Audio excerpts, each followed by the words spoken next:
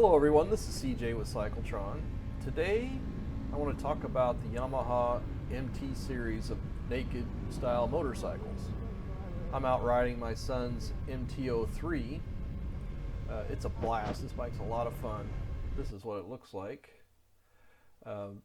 This bike followed on, they still sell the R3, but it's really the predecessor to the MT03, same engine. My son, who's 13, started out riding Z125 Pro as a street bike. He had rode dirt bikes previously and quickly outgrew this bike. These small bikes are fun, but I don't even really recommend them for beginners. I think the handling's just a little challenging given their small size and low power for a street motorcycle. But Yamaha has sold tens of thousands of these MT series motorcycles. In the States they were preceded by the FZ models, but to standardize what the model designation was in Europe and to reflect the fact that they all have ABS now after 2017, Yamaha switched to the MT name.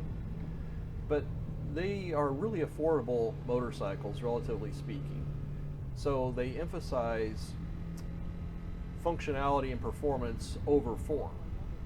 Years past, you might have something like a Yamaha Virago with chrome-plated steel fenders.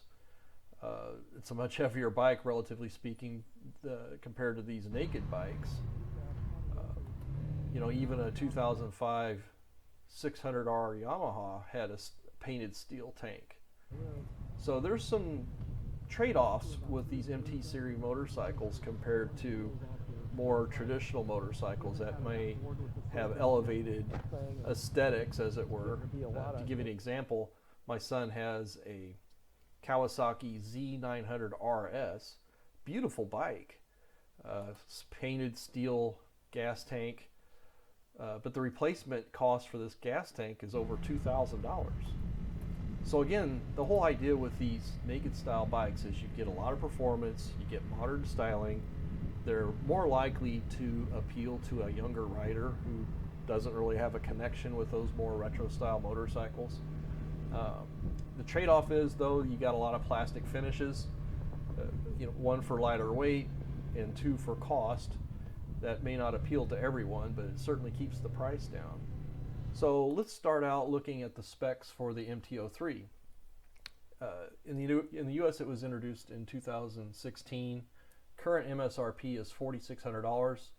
It's a 321cc parallel twin, 37 horsepower, 20 foot-pounds of torque. It's a fun bike to buzz around town on. They actually sell saddlebags for people that want to do off-interstate touring on it. Weight to power, that's pounds per horsepower of 10.1, 0 to 60 time of about 5.3 seconds. The MT03, MT07, MT09 all have a 3.7 gallon capacity tank. They're all chain drive, and the MT03 here weighs 373 pounds with a seat height of 30.1 inches and a top speed of 100 miles an hour. Again, I think this is an excellent beginner bike. It's more suited to a beginner than an R3, just in terms of the high likelihood of a beginner dropping a bike. You're going to have a smaller repair bill with a naked style bike than you would with a fully faired bike. If anybody's ever had a fully faired bike and dropped it and had to replace the fairing, it's quite a challenge. Almost all those aftermarket fairings come from China. Quality varies greatly. There's a lot of shipping time to get it over here. A naked bike, I think, is much more suitable to a beginner. But these bikes grade from an MT03 all the way to an MT10 rather nicely.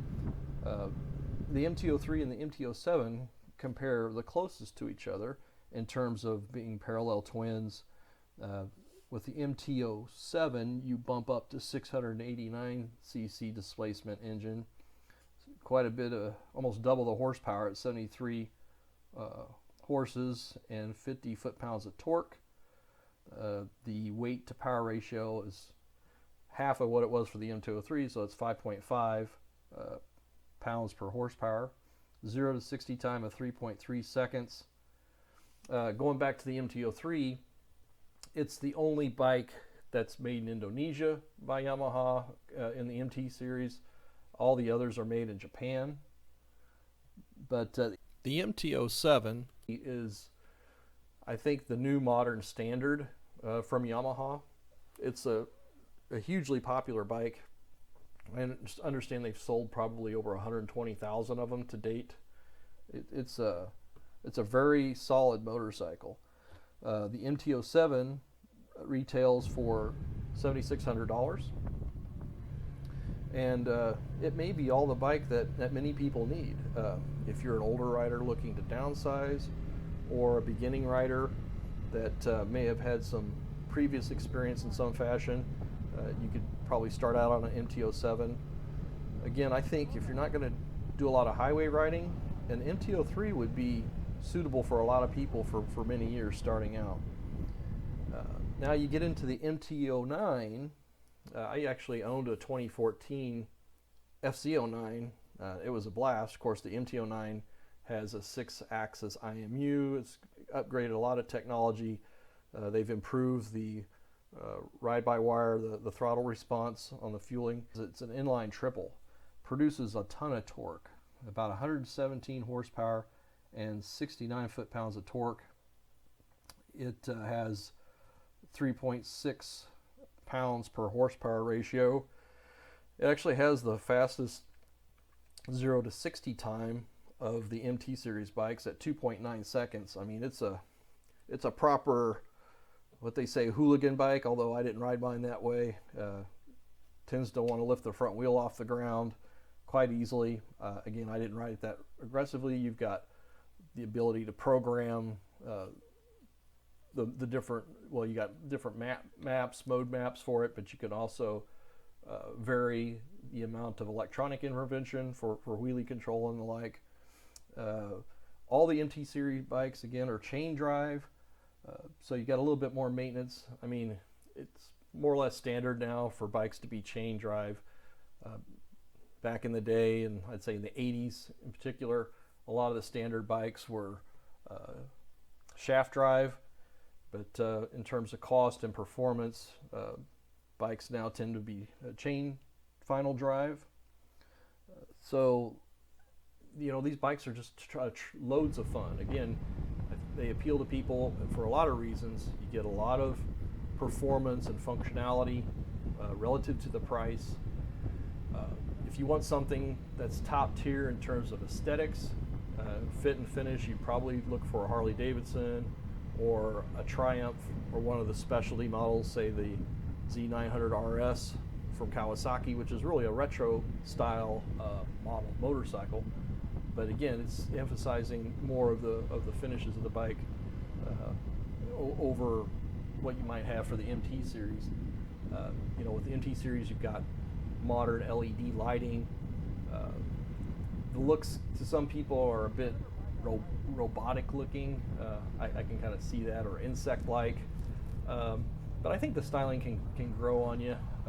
Again, it's a different design aesthetic, or it's more performance or function oriented, and there is a lot of similarity among the models in terms of styling and design cues that tie the whole series together rather well. And then ultimately you go to the MT10, which is basically the R1 engine, 998cc inline 4. Of course, all the MT bikes are liquid cooled. The MT10 is rated at 158 horsepower with 82 foot-pounds of torque, and it has a weight to horsepower ratio, pounds to horsepower, of 2.9 and a 0 to 60 time at 3 seconds. But it has the larger fuel tank capacity at 4.5 gallons. In Europe, they've had a slightly different model of the MT10 available for a few years with standard tour packs on it, the saddlebags, and taller windscreen. These are available as accessories here in the US. So there are a lot of people that will tour on the MT10, basically use it as a sport tourer. But again, if you're doing a lot of in-town riding, and you've got some experience, you're probably going to pick between the MT07 and the MT09. And if you're, again, a little higher up on the experience level or just looking for more performance, you would probably go with the MT09. For me, I personally think it's sort of diminishing returns in terms of price and performance to get a bike much above, say, 130, certainly 150 horsepower.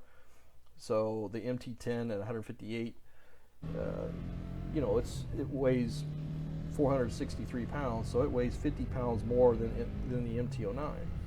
So if you're not going to tour a lot, I would go with the MT09, just to have that type of torquiness in the low to mid range that you get with the inline triple.